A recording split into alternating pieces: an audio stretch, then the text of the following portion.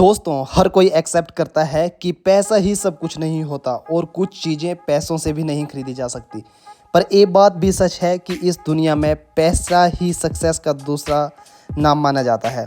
और इसी पर्सपेक्टिव को लेकर ही लोग अमीरी को एक स्कोर कार्ड की तरह लेते हैं। तो आज फिर से हाजिर हूँ फाइनेंशियल एडवाइस के ऊपर एक बुक की समरी लेकर, मैं राइजिंग स्टार 92। तो दोस्तों, चलो मैं समराइज़ करता हूँ आज की बुक को, जिसका नाम है the richest man in Babylon. और हाँ, यह बुक स्टोरी फॉर्म में लिखी हुई है। इसमें कुछ कहानियाँ हैं। इसमें एक कहानी है अरकत नाम के एक इंसान की, जो बेबीलोन का सबसे अमीर आदमी था। उससे कुछ लोग उसकी अमीरी के सीक्रेट को पूछते हैं, तो अरकत उनको कुछ चीज़ें बताता है। और हाँ दोस्तों, जो अरकत उन्हें बताता है, ठीक मैं वही आप लोगों के साथ शेयर करूँगा।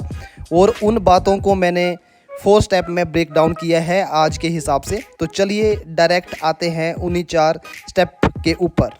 नंबर 1, सबसे पहले खुद को पे करो। जो भी आप कमा रहे हो हर महीने, उसमें से 10% खुद के लिए पे करो।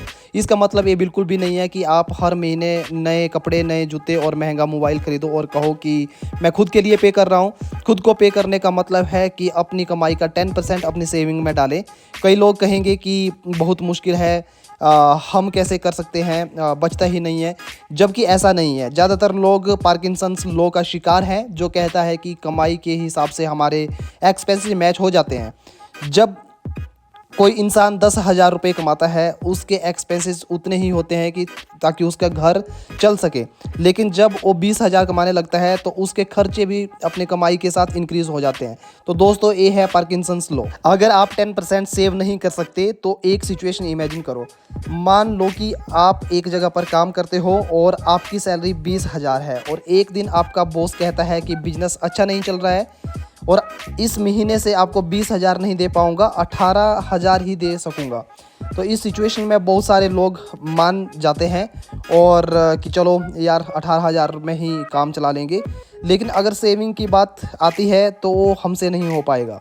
अगर आपने 10% सेव करना शुरू कर दिया है, तो काम आता है सेकंड स्टेप। आपको अपनी सेविंग को आराम नहीं करने देना है, आपको उसे काम पे लगवाना है। सिर्फ सेव करने से कोई अमीर नहीं बन सकता। आपको अपनी सेविंग से मेहनत करवानी होगी। आपको इन्वेस्ट करना होगा। फेमस बुक रिच डैड और पुअर डैड में रॉबर्ट कियोसाकी कहता है कि अमीर पैसों के लिए काम नहीं करते, लेकिन पैसा अमीरों के लिए काम करता है। या नहीं, उनका पैसा उनके लिए और पैसा कमा के देता है। तो आपको अपना पैसा इन्वेस्ट करना होगा, ताकि वह आपको और पैसा कमा के दे, और उस इन्वेस्टमेंट से जो प्रॉफिट मिलेगा उसको आपको नई इन्वेस्टमेंट में डालना होगा। ऐसा करने से कुछ सालों में आपकी कई सारी इन्वेस्टमेंट होगी और हर तरफ से आपको पैसा आ रहा होगा। और आपको पैसा कहाँ इन्वेस्ट करना है, कोई यूट्यूब वीडियो देख के मत करना, किसी इन्वेस्टमेंट एक्सपर्ट से पूछो। पॉइंट नंबर 3, हाई प्रॉफिट के लालच में बहुत ज़्यादा रिस्क इन्वेस्टमेंट ना करो। हाई रिस्क हाई प्रॉफिट के पीछे मत भागो। जैसे जिम में जल्दी बॉडी बनाने के चक्कर में ज़्यादा वेट उठाओगे तो मसल डैमेज हो सकता है। सिमिलरली, हाई प्रॉफिट के पीछे भागोगे तो आपका पोर्टफोलियो डैमेज हो सकता है और आप फाइनेंशियल परेशानी में फंस सकते हो। इसलिए हाई रिस्क हाई प्रॉफिट वाली इन्वेस्टमेंट को अवॉइड करो। एंड देखिए, आपको इन्वेस्टमेंट सीखनी ही है, तो थोड़ी स्मार्टनेस बरतो। जो लोग पहले से इन्वेस्टमेंट कर रहे हैं और अच्छा कर रहे हैं, उनसे आप सीख सकते हो।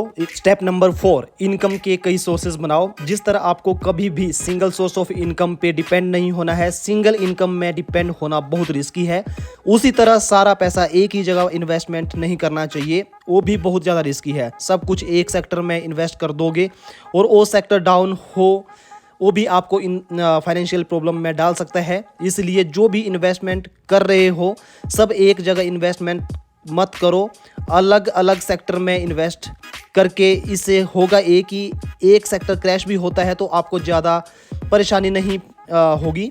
इन्वेस्टमेंट के कई सारे ऑप्शन है, रियल इस्टेट है, स्टॉक है, बॉन्ड है और बिजनेसेस है। ये 4 स्टेप अगर आप फॉलो करते हैं, तो कुछ सालों में आपके पास कई सारी इन्वेस्टमेंट होगी और आपको मल्टीपल सोर्सेज से इनकम आ रही होगी। फिर आपको शायद एक ही चीज़ पे डिपेंड नहीं होना पड़ेगा। इसको समराइज करते हैं। स्टेप नंबर 1, जो भी आप कमा रहे हो उसका 10% सेव करें। स्टेप नंबर 2, उस सेविंग को आराम मत करने दो, उसे काम पे लगाओ, यानी इन्वेस्ट करो। स्टेप नंबर 3, हाई प्रॉफिट के चक्कर में या लालच में ज़्यादा रिस्की इन्वेस्टमेंट बिल्कुल भी ना करें। स्टेप नंबर 4, किसी एक सेक्टर में इन्वेस्टमेंट करो, बल्कि अलग अलग जगह इन्वेस्टमेंट करो, ताकि अगर कोई क्रैश भी हो जाता है एक सेक्टर तो आपको ज़्यादा फर्क ना पड़े। बातें काम की लगी होगी तो वीडियो को लाइक करें और उनके साथ शेयर करें जिन्हें आपको लगता है कि उनके साथ करनी चाहिए। एट द एंड, जय हिंद, जय भारत।